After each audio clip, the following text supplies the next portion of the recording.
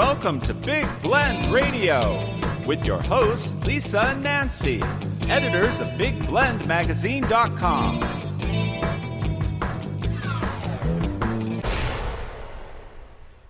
In the late 19th and early 20th century United States, many printmakers were attracted to architecture as a subject matter. And artist Victoria Chick is joining us to discuss the printmakers and change in architecture during that time frame. Now, Victoria is based in Silver City, New Mexico, just down the road from us here. You know, Big Blend Radio is headquartered in Tucson, Arizona, so she's just down the road and up the hill a bit. She's a contemporary figurative artist and an early 19th, 20th century print collector. See, we're getting into the prints again. She loves the 19th and 20th century. You can view her work and also see her print collection. Go to victoriachick.com. You can also read her articles and listen to past Big Blend Radio interviews by visiting blendradioandtv.com. She's on our expert department, and actually she's written a whole article about this, and it will be featured in the July-August issue of Big Blend Radio and TV magazine, and you can see it right now on blendradioandtv.com. Just type in architecture and Victoria. She's got her own architectural style. How are you, Victoria? Hey, I'm really good, Lisa. We're having a great day here in Silver City.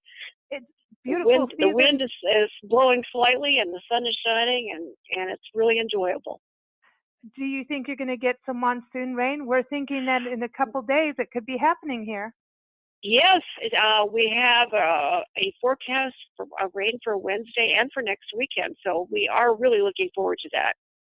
This is going to be very interesting this season. I feel like it's a little early, but we're dying for it. Can you bring it? Please send it soon. You know, it's interesting, this topic that you chose to write about, and I was like, this is, you know, the last time you were on the show, we talked about the 19th century art around the world and how transportation and travel changed art and artists' viewpoints and gave them other ways to paint and create, and architecture was part of that discussion. And everyone, it's up on nationalparktraveling.com. Just type in 19th century art on there and you'll get to see this. It's an amazing article, interview, and the work is incredible. So I think this is a really interesting tie into it because, again, this is telling the history of America in a way. Oh, yeah, it really is. I don't know. I have gotten interested in this. I originally got interested in it in college because they had this wonderful, or I didn't think so at the time exactly, because he was a very tough teacher. I had this wonderful, wonderful art history professor at the University of Missouri at Kansas City, and his name was George Ehrlich. And he, at one time, I think had wanted to be an architect, but he wound up teaching art history. And he wrote a book on the architectural history of Kansas City, which was really interesting. But up until that time, I was kind of neutral about architecture. You see a building that you'll say, oh, that's a really nice building, or isn't that pretty? But his class was so interesting because he went into the more detail, why things are built and what is involved in the building. And so I got really much more appreciative of all kinds of architecture through that class, and I've kind of continued that. And when I collect prints, of course, some of them have architecture as a subject. So I kind of delved into that for this article just a little bit more deeply. And I hope that everybody is as interested in it as I was in writing it. I think it's interesting because you look at, obviously we always talk about this on the show about how artists are, they present and preserve our history and tell the story, globally, but also of our country, obviously. And with this, I think it's interesting because you get into how we actually started having skyscrapers and how the change of building went like, oh, we can go up. And it really does go into what our last conversation was, again, of 19th century art around the world, how, we went from the Moorish style buildings and having turrets to that's kind of that inspiration of going up, not just wide and, I want to go up. I don't want to go wide. Well, yeah, it made a lot of sense because cities were, I mean, transportation was still a deal. So if you could, of course, in some places you could spread way out, but in a lot of places, you didn't have that much land to work with, and if you went out really far, it would take you hours and hours to get from one side of the city to the other. So going up made a lot of sense. It was practical. It was a practical idea. When this idea came, was first thought up, it wasn't practical because there was no way to get the people higher. An elevator was the big thing in allowing that kind of architecture going up and up and up many, many, many stories to be built in a practical way. Good old way. Otis. We used to thank Otis. Good old Otis. That's right. We used to thank Otis in South Africa because every elevator had a big sign that said, "This is Otis Company, Otis Elevator Company." We used to think, well, thanks, Otis. Who are you? But thanks for the elevator. That's when we were traveling and we were on the road for 2 years. And, you're getting in all these hotels and you're, lugging your luggage everywhere. And every time there was an elevator, you're like, oh, thank goodness. You get on there and you're like, but they know that they have signs saying Otis in elevators, but I mean, back then, because some of the buildings were from like the 50s, I would think, and they really were like, thank you, Otis, you rock. And you also never knew if you were going to make it because they were a little bit wobbly. Yeah. I mean, I've been in some really old buildings growing up, and some of those elevators were kind of scary, And you had to have, of course, they had an operator at that time, and who would see that you got to your floor. But with all these, what were safety features with the cage and the closing and the doors slamming shut and the movement of the car, you sometimes wondered if it was actually going to make it, but it always did. Yeah, it's interesting too because everything became more boxy in a way. Even when you get into like the Art Deco period, like how things became this like modernistic, but that still had curves. But it's just interesting how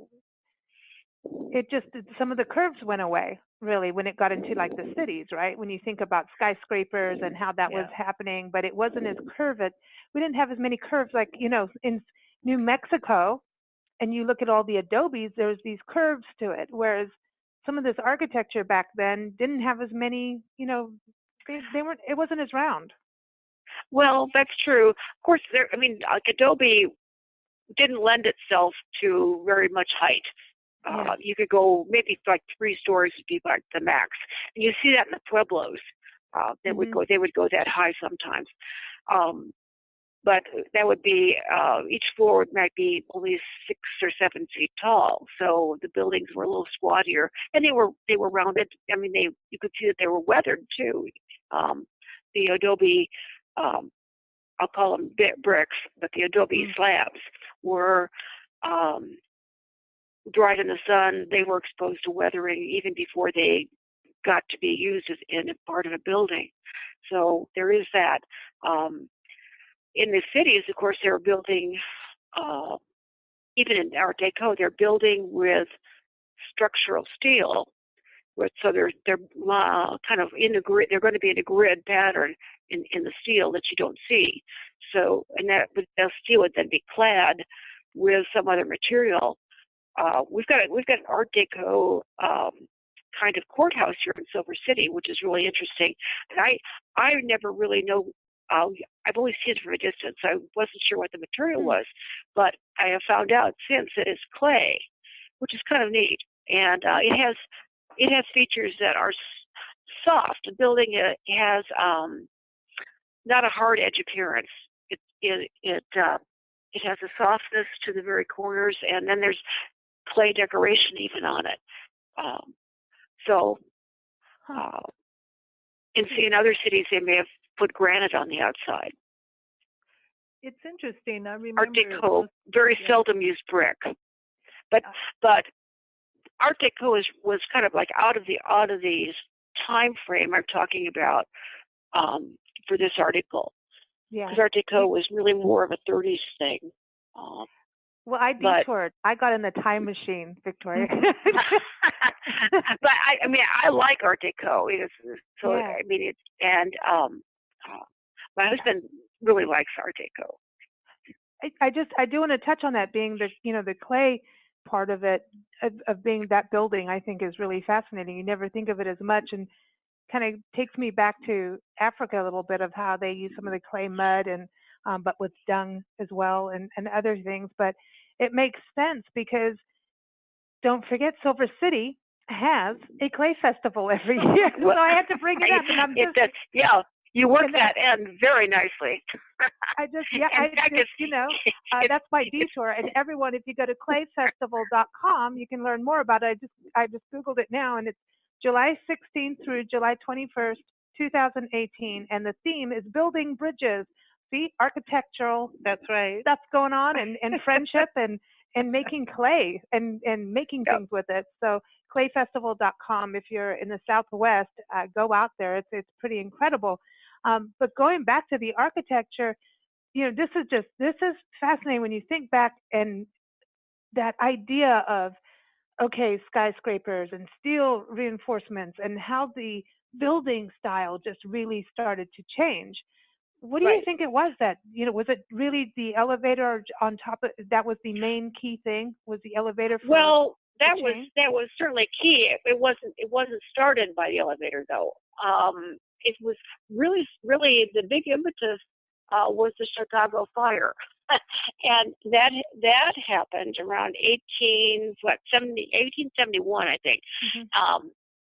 A lot of these ideas were out there. A lot of these structural ideas were out there fermenting, but there hadn't been much done. But now, when the Chicago downtown burned and people's houses burned and so forth, that they had to do something fast. And so that gave an opportunity for a lot of buildings to be started in a very short order. So a lot of these ideas that had been fermenting now had an opportunity to be put into practical use. And so Chicago was really like at the forefront of modern architecture from that standpoint. And they were using steel girder construction. The Bessemer process, of course, allowed them to have steel hard enough to do that. And they started building really tall buildings. Well, they could do that now because the elevator was available. They had worked through a lot of iterations of trying to raise people up in cars, which is interesting in itself, because at first they were just using cables, and they went to that wasn't, they couldn't go up that high. They maybe go like 3 stories. Then they went into steam. They had to have somebody stoking a furnace continually so that they would have enough power to raise people up. And that proved to be, if your guy on shoveling coal got tired, you might be stuck between floors. So that wasn't very practical. So finally, by the time they developed powerful electric motors, that was what really tipped the balance in the favor of higher and higher buildings.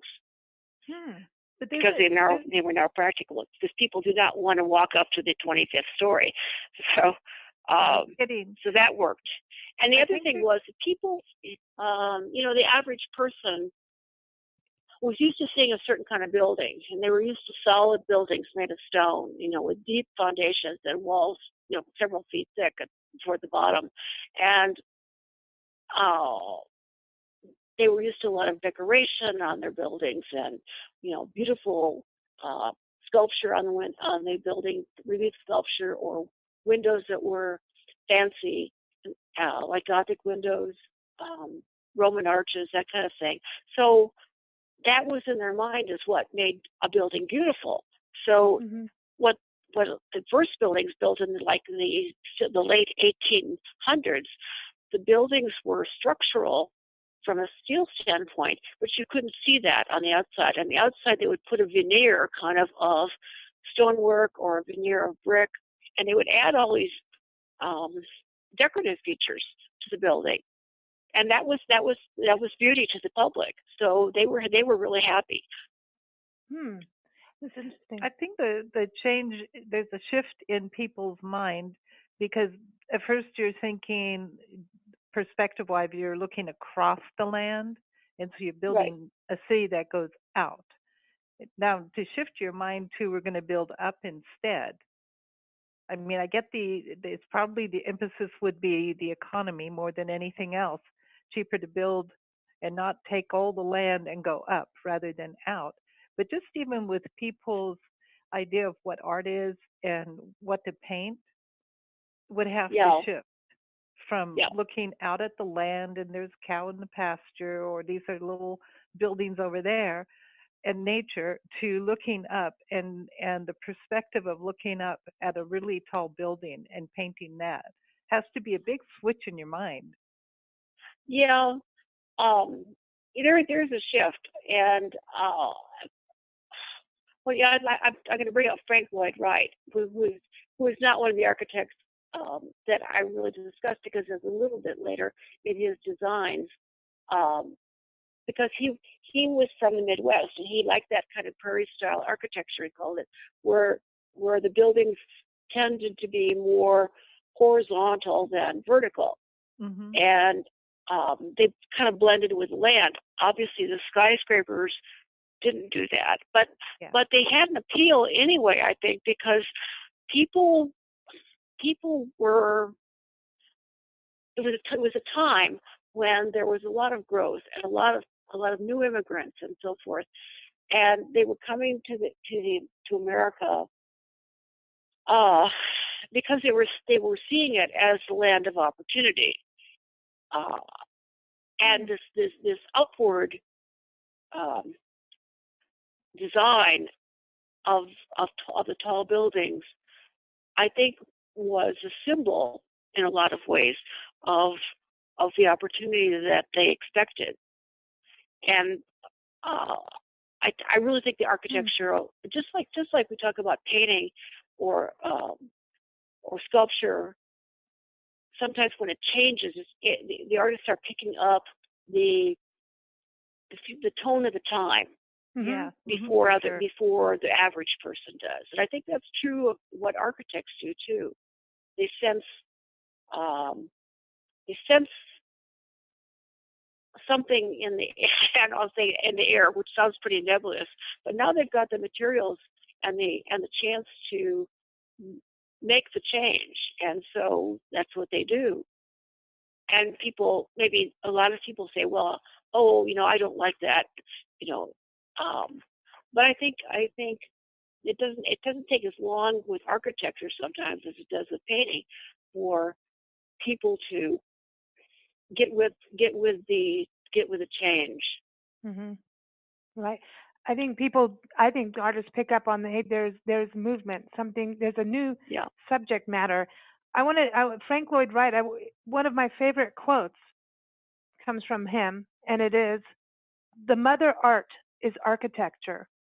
Without an architecture of our own, we have no soul of our own civilization." Yeah. Which goes and architecture is eminently practical. You have to have shelter. And then beyond the shelter, then you have to, in our civilization, now you have to have a place to work. And most people aren't working outside. Most people are working in cities. So,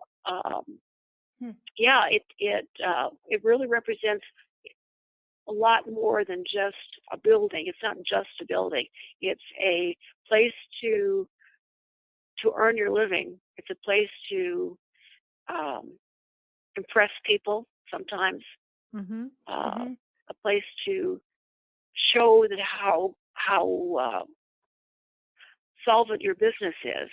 So I think there was a lot of that going on, not consciously probably, but it did express a lot more than just four walls and a roof. There's a real sense of place in architecture. I remember like going to Cape Town in South Africa and just standing on the street and looking at the buildings because it was so different than buildings I'd seen before.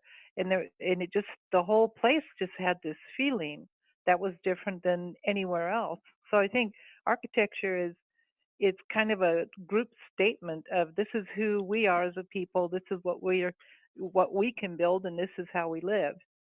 Right. And then, so I think and it is easy to overlook, the architecture until you go someplace that's really different than maybe where you live. Especially if you lived in tract housing and all of the houses look the same, then that's kind of, you don't look at every single home. But now if you go into a neighborhood where they're all custom built homes and you're taking a walk, you tend to look at every house. Mm-hmm. Yes, but that's true. There's a collective feel to the two differences. So I think architecture really, it says, it talks about who the people are. Mm-hmm.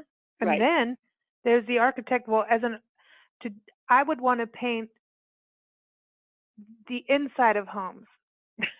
You're nosy. Not always on the outside? No, because there are people who you look at their home from the outside and it looks like, nothing's going on there.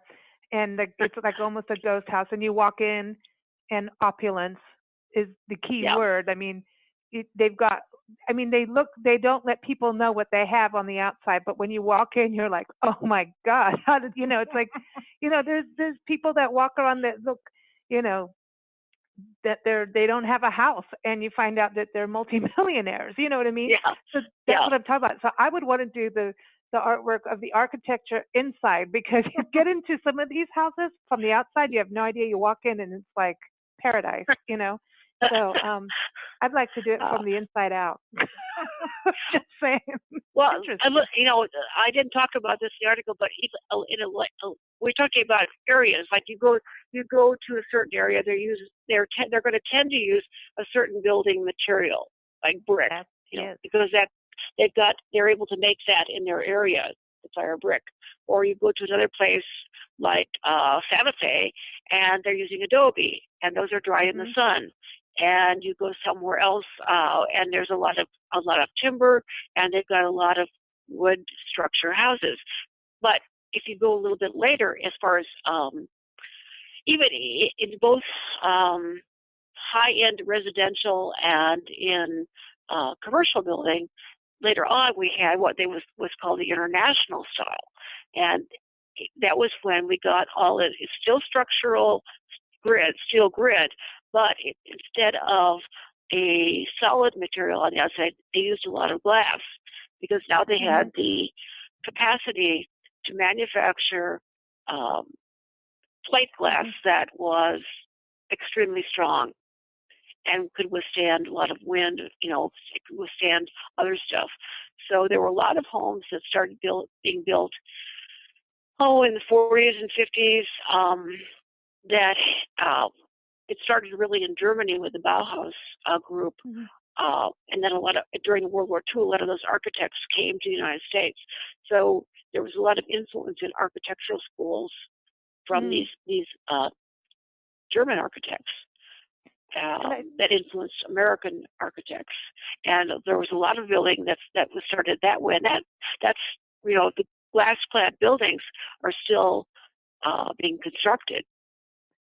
And also, this is part of the industrialization of America, which is really interesting.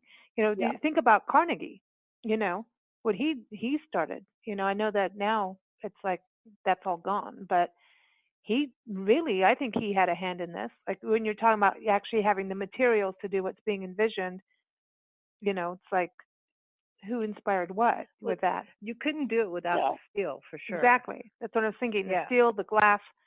To be able to do that kind of thing is incredible. And then you go to some place. Silver City, to me, is one of the most fascinating architecture destinations. Silver City, New Mexico, where you live, is fascinating because you have those brick buildings. then you could go around in some area. It's like very southwestern, and then it's incredible. And I remember there's I'm going to say Joan, and I'm really sorry for not getting her name right off the top of my head. Wrote a book. She was in the museum. She worked at the museum. Oh yeah, Susan Berry. Susan Berry. That's it. Oh, I don't know why I wanted to call her Joni for some reason. But there was a Joni at the museum. That's why. Yeah, she was on our show years ago. It was like 10 years ago, talking about the architecture, and it's just so fascinating. Even the fact that how the streets were done and the buildings were done with, you have to have the high streets, the sidewalks really high because of flooding. So every place, it all goes into town planning, and just those Victorian buildings. To me, I mean, it's amazing. Silver City, I'm going to say Lake Charles is one of the places where they, these houses, the Minuteman houses, craftsman homes that come in kits, and how people, the what are the tires? What are the Michelin tires? I think that's where, I don't know. I'm going to get my name of the type of house wrong. Well, you built a house out of tires? No, but they call it, was it Minuteman houses or Michelin houses that came in these kits? And you would never believe that these come in kits, but that was the whole thing. Well, no, a lot of those kits were sold through Sears Roebuck. Right. You could buy a house, for a very small amount of money, and everything came in a kind of a kit. So that was a very interesting. And the architecture was really cute. Yeah, and I know we've gone way off topic here, but it's architecture's cool. But it is. I mean, when you walk down the street, especially if it's, I think sometimes you pay more attention when it's a new place for you to look at. Then you start looking at the buildings, and it is interesting because there's this kind of thing where from one neighborhood to the other, because I think we have these like homeowners associations now, and we have like these kind of city ordinances that say, well, you can't build this, but you can build that. So you're almost boxed into, you will look the same, and you will have this kind of building, so I'm, that's probably to do with safety. But, just think about when they put the first big high rises up, and it's not like they built one and tested it. They just built them, and you have to rely on their ability to, it's mathematical, and hope they calculated everything right, because the higher the buildings got, I mean, when you think about it, seriously, so they built this big old tall building, and you get to be the first one up, well, maybe I'll wait. Yes. I just think it's neat that the artists started, because architecture is a form of art. Yeah. It's a craft, and I'm trying to Google those houses, and I've got it completely wrong, and it's going to drive me nuts, but I don't know. It's there. It begins with an M, but these houses are amazing. You're talking about the houses we went to see in Louisiana. Yeah, in Margaret Place, Lake Charles. That's right. And Adley Cormier, the historian there, would hit me over the head right now, but he's such a nice guy, he wouldn't. But the fact you'll think of it when the program is over. That's exactly what would happen, But the artists, these are printmakers in specific. So it's interesting that you're like, these are the printmakers that did it. You're not looking at artists who are painting. These were specifically printmakers. That is interesting because, I collect prints, so I'm going to notice it there first. But when I was looking for the artists, I would come across actually not a lot of architectural paintings, American architectural paintings. There's a lot of them in Europe because people are used to living in small towns, and things very charming and so forth. So you've got this, this old kind of architectural scenes, much like we have landscapes. It would have city scenes or street scenes, but we didn't see that as much here in the United States. Some of the artists in Philadelphia and New York did the tenement kind of scenes, what you see behind the facade, in the alleyways, and that was the Ashcan school that did that. But they were a small group for the most part, and they were dealing with life behind the buildings. They weren't dealing with the architecture per se, like the printmakers were. So I thought that was an interesting phenomenon, really, when I was doing the research. Painters apparently didn't find architecture as the architect wanted you to see the building. They did not. The painters didn't seem to find that as interesting as what went on behind the building. I think that's because you have to be able to draw straight lines. Yeah. Color. Well, think about it. I mean, drawing like a high-rise building. Yeah. The printmakers really got into the dynamics of the height of the buildings. Yeah. In the late 19th century and up until say 1920s, and into 30s too. But they would give these. You've had experiences when you're in a city and you want to look at the tall building. You look way up, you crane your neck and you look way up and you see that there's a fabulous 3-point perspective, and the top of the building goes way off into space at an angle, because that's the perspective that you're looking at it from. Yeah. And you see the point is that you're looking at it from the bottom. The point at the top looks much, much smaller than it really is, because it's way in the distance. So, and then you combine that with the black ink on the white paper and the power of the contrast there with the dynamics of the angle, really made for some pretty exciting prints. I think it's interesting too, because you're looking at, here we have like Tana Casimir Hornes. I'm going Dutch on you. Oh, yeah. Tana Casimir, and then she was Austrian.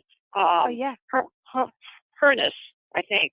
Hernes, she was a printmaker that spanned the centuries there, and I liked a lot of her work because she was, I think, at heart a romantic, and she would do a picture.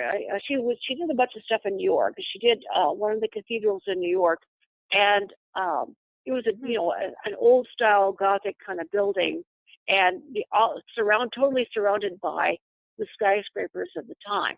And so she is expressing the contrast a lot between the old and the new, very effectively. So her interest, she was more than just doing a building either. She was making a statement, I think.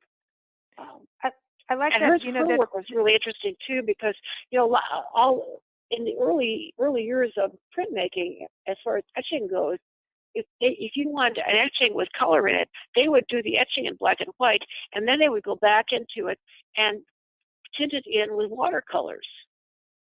And almost everybody did that, but her technique was really different. Both she and her husband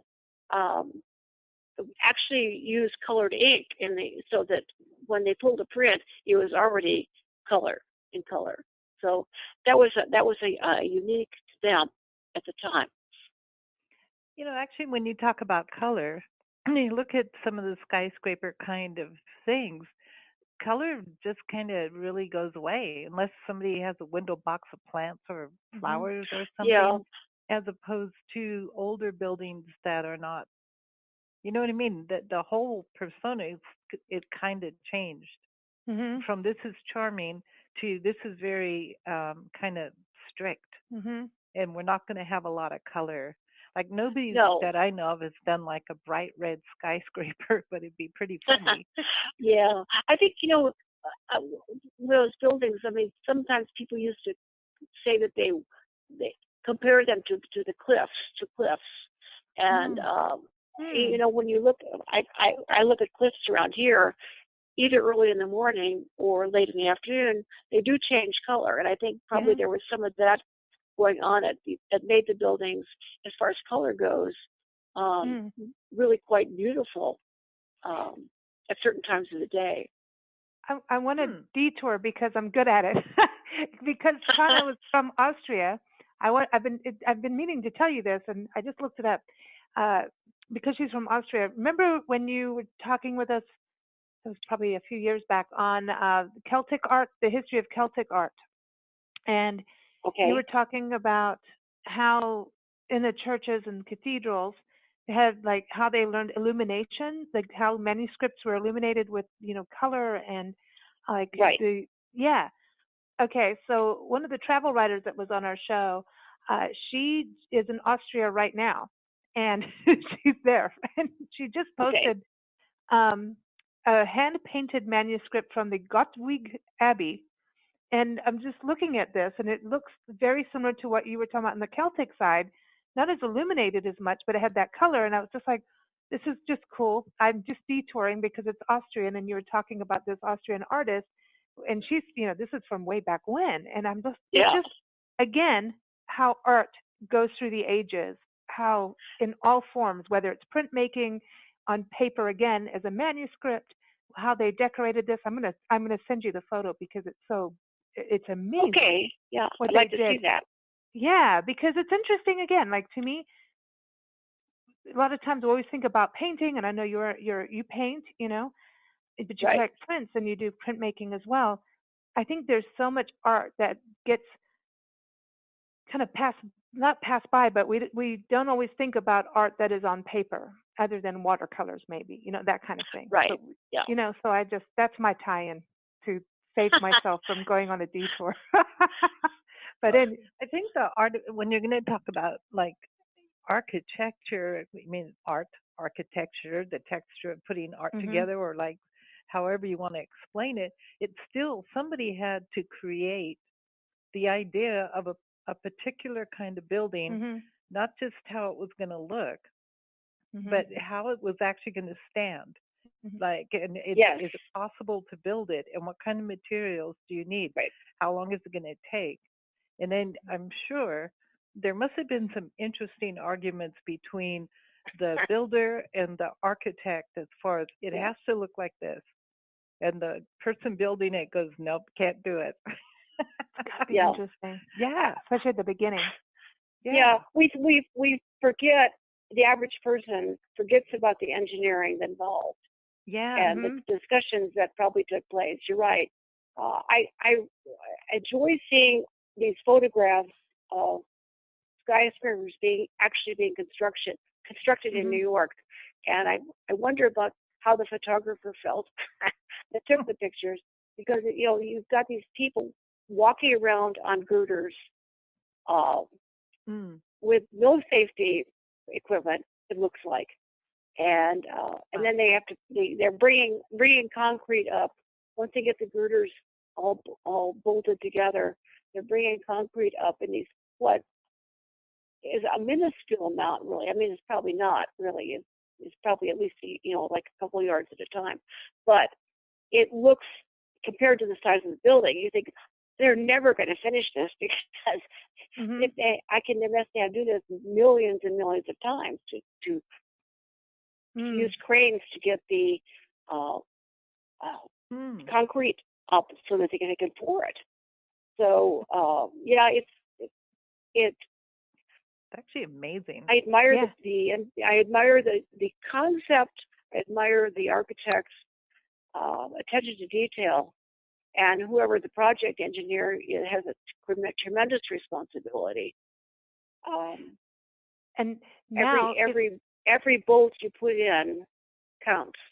And I remember when I lived in Kansas City, a friend of mine was a musician, and his group was playing for a tea dance in the Hyatt Regency there, and the people were on a bridge, standing on a bridge, and they were keeping time to the music, and the vibration of them keeping time caused the bridge to collapse onto the dance floor, and many, many people were killed. And when they did the investigation,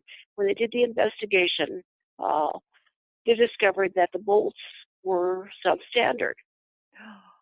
So, I mean, there's a lot involved in planning, doing.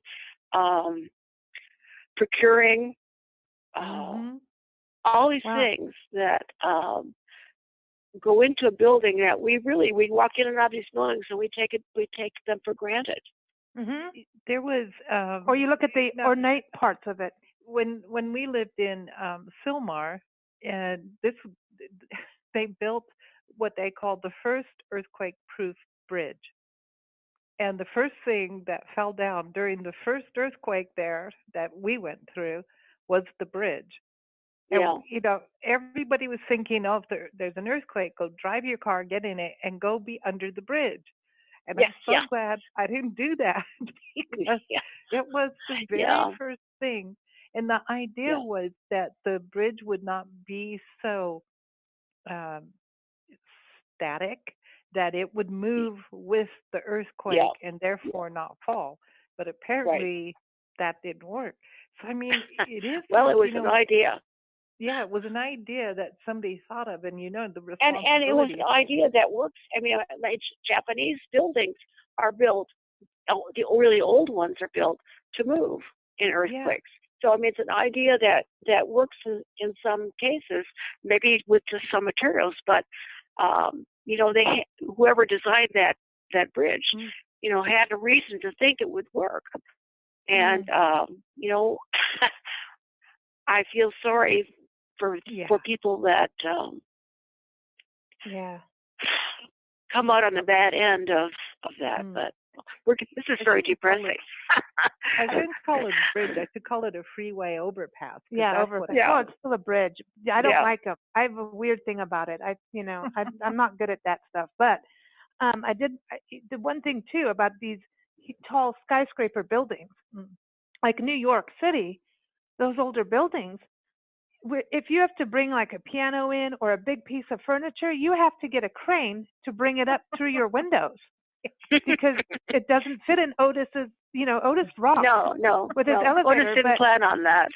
and who wants to do the stairs all the way up, trying to and even things don't fit. So, when you think about this was such a cool invention, but at the same time, when you go to San Francisco, those old rooms are such tiny hotel rooms and like the gold country. And we were smaller people back then, and we didn't have these big things.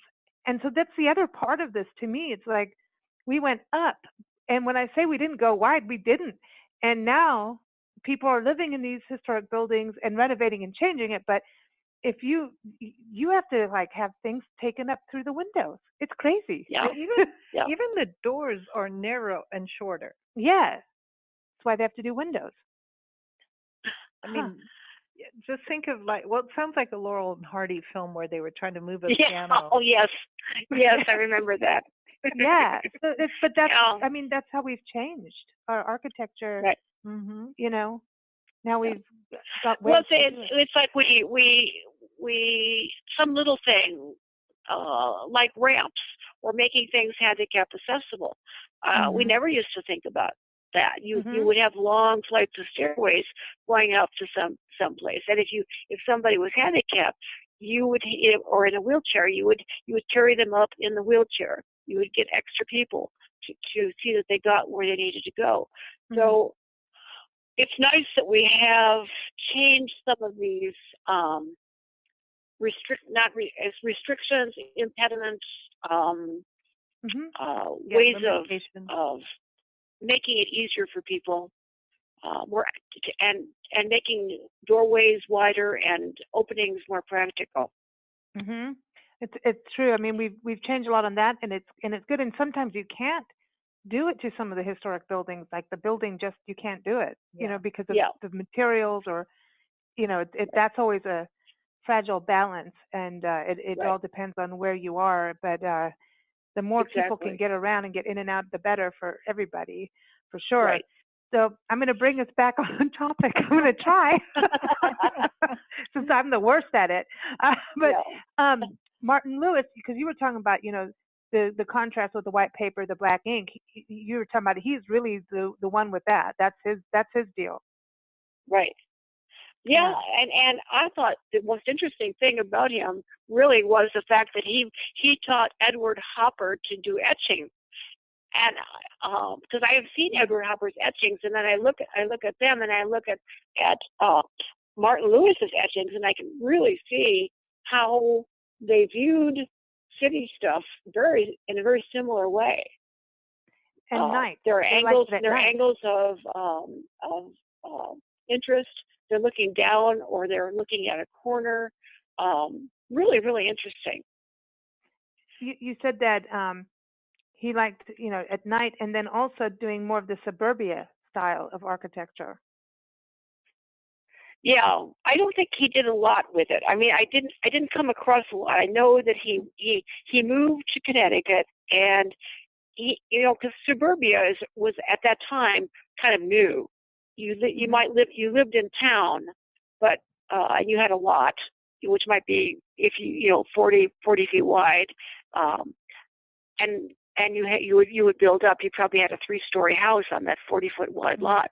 So, and the streets were tree lined, etc. So you didn't have a huge yard, but you had a big front porch usually, and people sat on their porches a lot. But he moved to suburbia, where you probably had a half-acre lot or maybe an acre, and you maybe still worked in the city, so you had to commute. And this was all new, a new kind of your house might look similar, but your space was different, and so you might not know your neighbors as well, or you might, sometimes there wasn't a lot of conformity early on. They didn't do a lot of conformity until the 1950s. Mm-hmm. It's interesting. And then you had places like Levittown. We haven't been there yet, but we'll get there. We're going to get there. Grant Wood. Well, Levittown, from what I understand, Levittown has changed because as the generations have moved in, they've all changed the appearance of their own homes, so they don't all look the same anymore. But initially, they were pretty much the same. Oh wow, that's interesting. Grant Wood is something I find very fascinating. I know he's known as, the American Gothic painting, which is still. I mean, it's just one of those paintings that it's like Mona Lisa. It's just like right. It's very recognizable. Probably. I think you're right. But with Mona Lisa, probably Grant Wood's painting and Mona Lisa by Michelangelo, by Leonardo, are the two most recognizable paintings in the world. Oh, and what's the one with the screaming face? What's it called? Oh my God. Oh, that is Edvard Munch. Yeah, the Scream. Yeah, that one. I think we got to put that in there just because it's good. It's fun. Well, it's not fun, but it's, you know what I mean? It's like, it's dramatic. Grant Wood, though, he's interesting to me because he just, he goes into the Midwestern style, right? Some of the farming part of it. And he has this well, when he was living that's not emotional. It's weird. Yeah. His work is like when he was living in Iowa, most of the people in Iowa, probably when he was living there, were of Northern European descent or Scandinavian, and from Germany to Scandinavia. Probably that would be the largest population in the Iowa area. He was born there. But when he really decided he wanted to be an artist, he went to Europe to study for a while. And he was really struck by the Northern Renaissance artists and with all the Gothic architecture that he saw. So he could see that when he went, he could see then why the farmhouses back in Iowa looked the way they looked, because those people mostly came from those countries. And so that was one of the reasons he incorporated that into his painting, because it was so typical. And a lot of people think that painting is satirical, but he was really, it wasn't. He was doing it. He was really like honoring the spirit of hard work and clean living, probably to a certain extent. So that's the way that people were. They were very neat. They were orderly.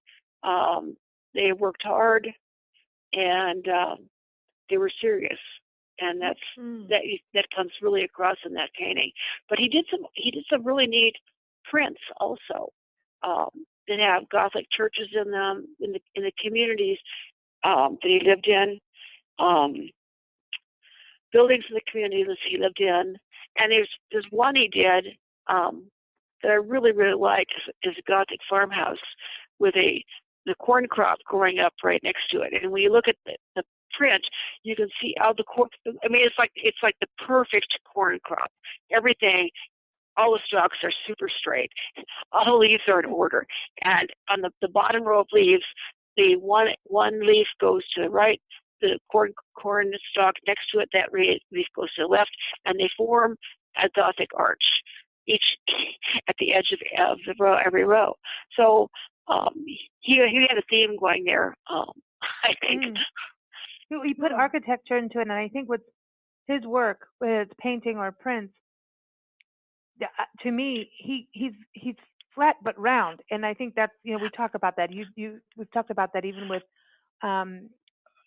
Japanese art. There's this flatness structure to it, but it's telling a story. It's going, okay, what's going on in there? Like to me, his work makes me go, like, what is going on? Like, I don't know. That's what comes to mind on everything I've looked at. There's a story behind that. And he makes you want to go and like knock on the front door and go, okay, what's happening? Can I live in your house? Yeah. Yeah. People look at his work, and they say, oh, he paints so realistically. Well, no, he really doesn't, because everything is placed symbolically, I think. I mean, everything is there. He's for some hidden reason. Well, the corn are like that. The corn, to me, when you go, like, especially if you drive through, down a country road and there's a cornfield, right? Right. There are those rows, and when you look at it from like a distance, it looks like everything is in those perfect rows. It's exactly what it is. There's like that immediate glimpse is the perfect row with the perfect height. When you look at Grant Wood's corn thing, though, there would not dare be a corn borer in there or any kind of worm or anything else because it's perfect. He's clinical. He's clinical, yeah. But that makes you think that something's going on in there. Right, yeah. Just too good to be true. Or it makes you want to go mess it up. I don't know. There's something going on. Like, there's a story. And the buildings are nice. Everything's pristine. There's no cow poop that's been thrown against the barn. It's perfectly painted. And so I want to meet him. I want to meet him. I want to go into his studio and see like how clean it is. It might be a big mess. Could be complete. Yeah. Yeah. Could be the opposite. I know. That's the interesting thing. So now the other printmakers, William Charles McNulty, and now this is someone that you have at home. I got one of his prints. He was kind of the opposite of Grant Wood. Grant Wood was always a country boy, and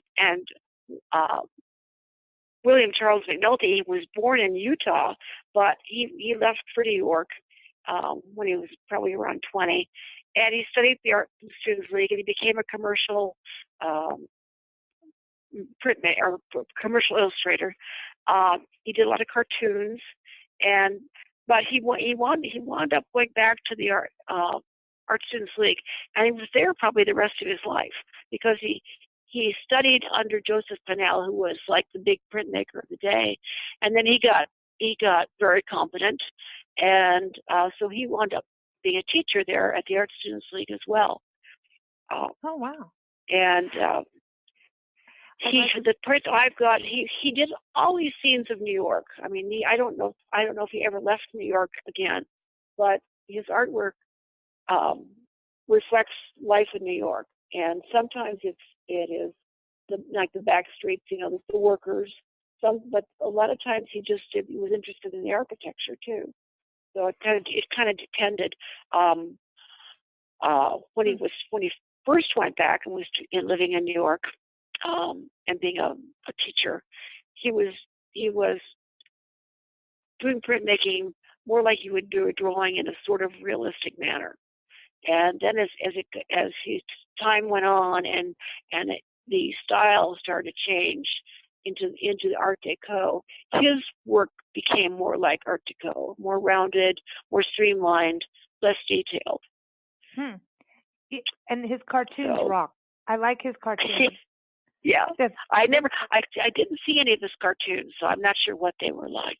Oh no, people need to, because that brings in part of that. There's humor.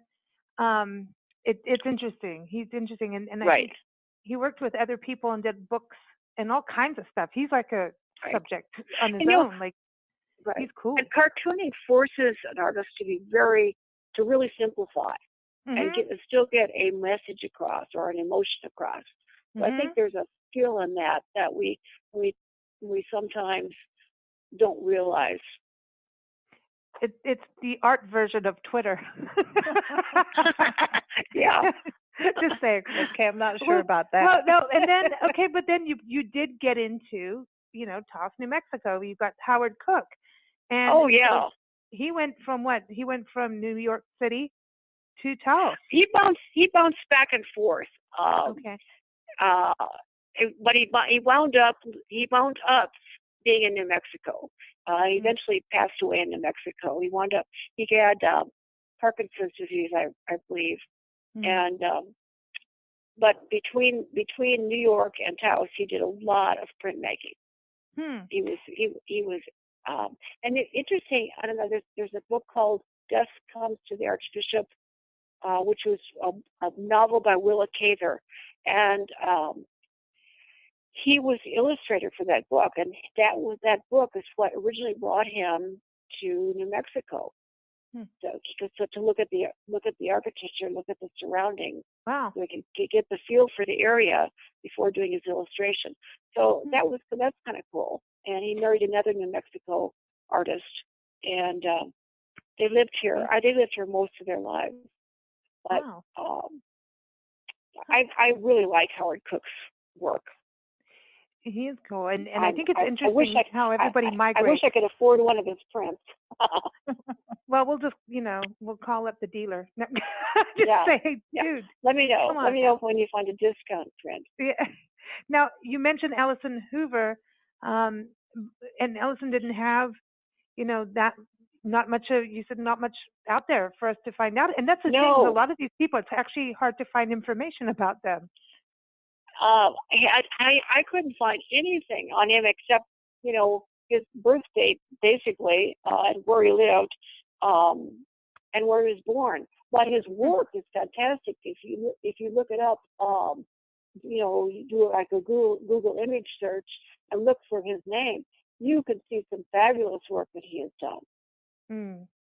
One of my favorites, and then the last printmaker we're talking about is Charles Terzak,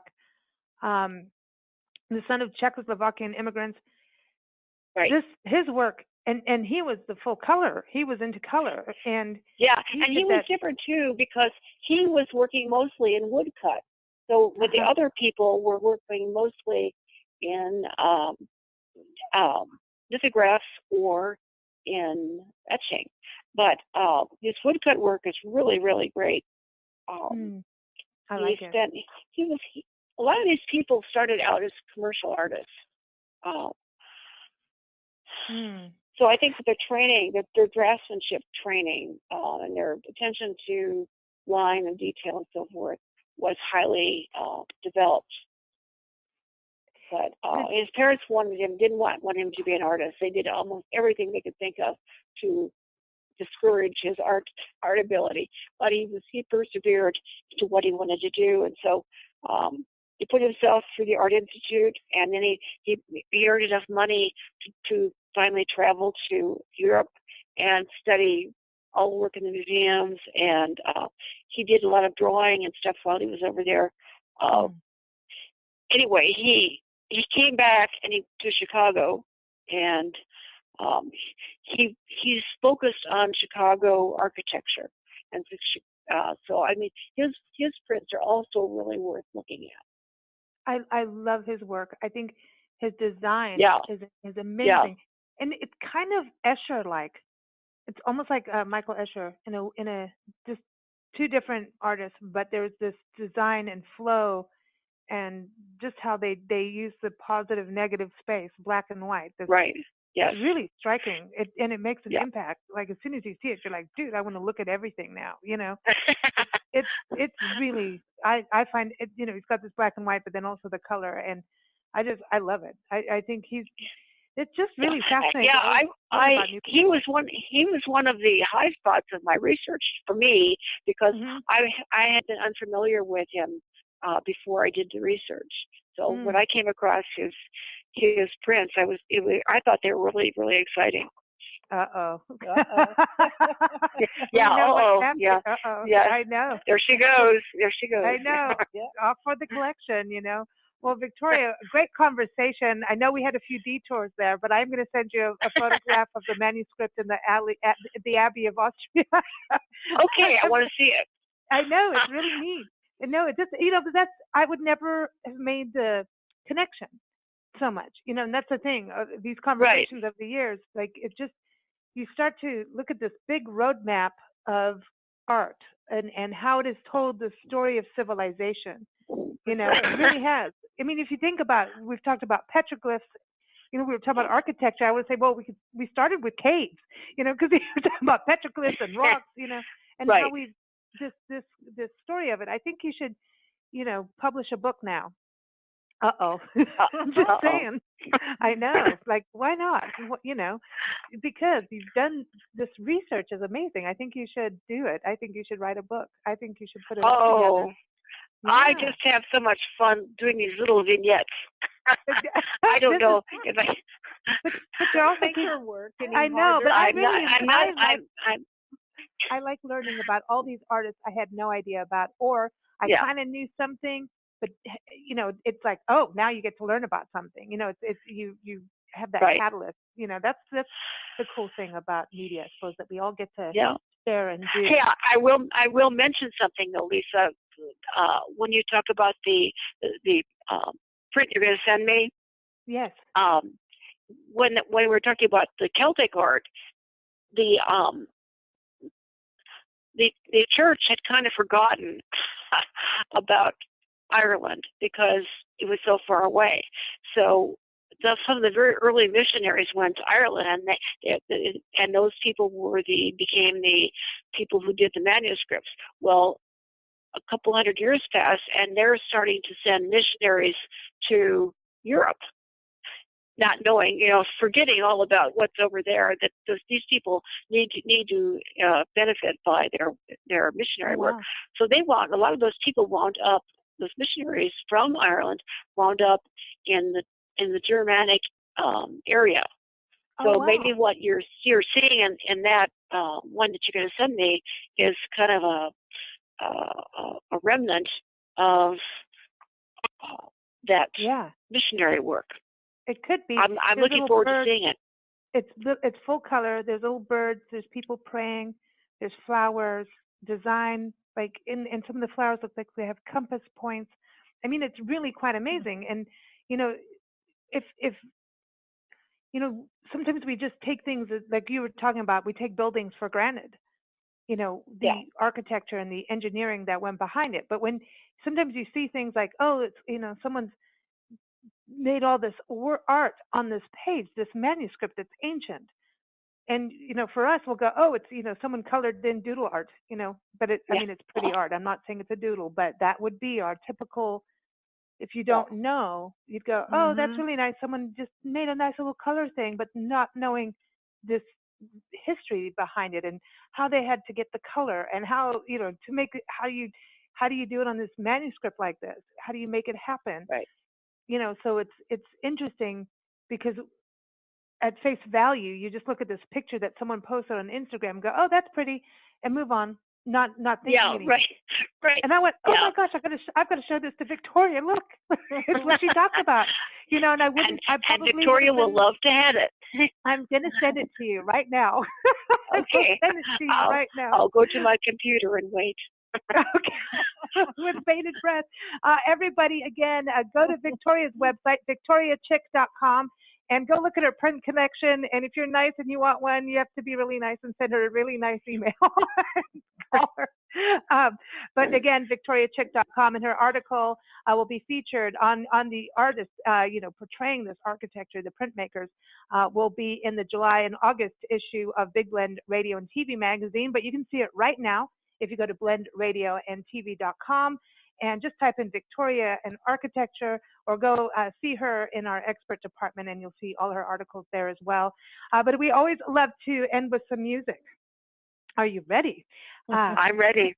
We were talking about cities, and we also talked about Silver City, and we're here in Tucson. So I always love to play Wally Lawder's music for you because, he's our bridge. He goes back and forth. Yes, he plays music between the two cities and keeps us all flowing in goodness.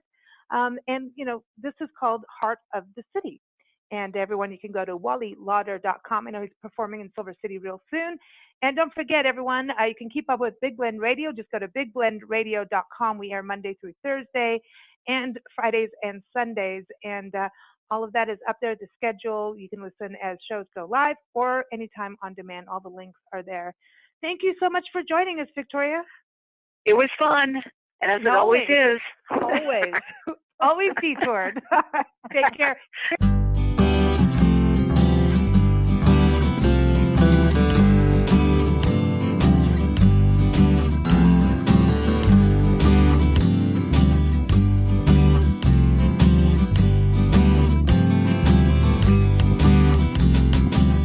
I was deep in the heart of the city, riding a metal serpent through an underground maze.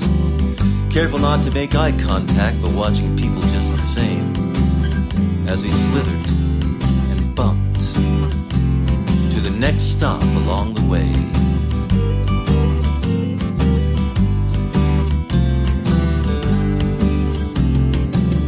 I followed the crowd through the automatic doors. We paraded up the escalator like parts on an assembly line, up to the next level and walked along. Between the tracks, keeping time.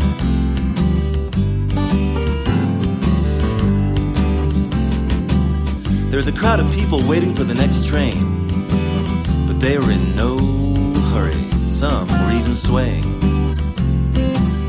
Some had their eyes closed, most kept them open, watching four guys in the middle of it all.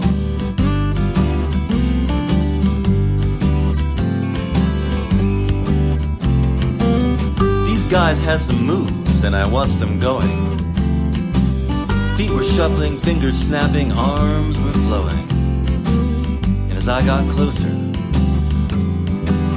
and as I got closer, and as I got closer, I could hear them singing. Da-bop-sha-bop, da-bop-sha-bop.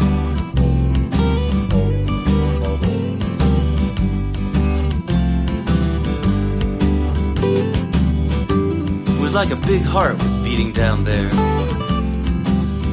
and I forgot that I was on my way to somewhere else. Forgot that I was anywhere other than there, and the only thing that mattered. Da-bop-sha-bop, da-bop-sha-bop. My love must be a kind of blind love. I can't see anyone but you.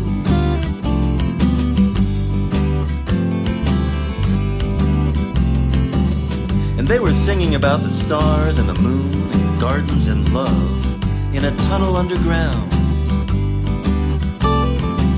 And they kept on coming back to that refrain.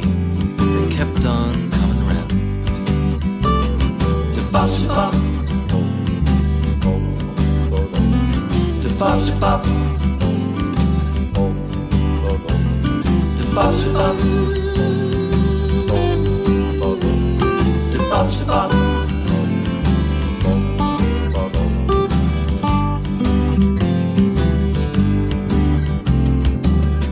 Could have stayed all night in paradise, but they finished the song and I remembered I was on my way to somewhere. So I went up the stairs, outside, into the warm night air.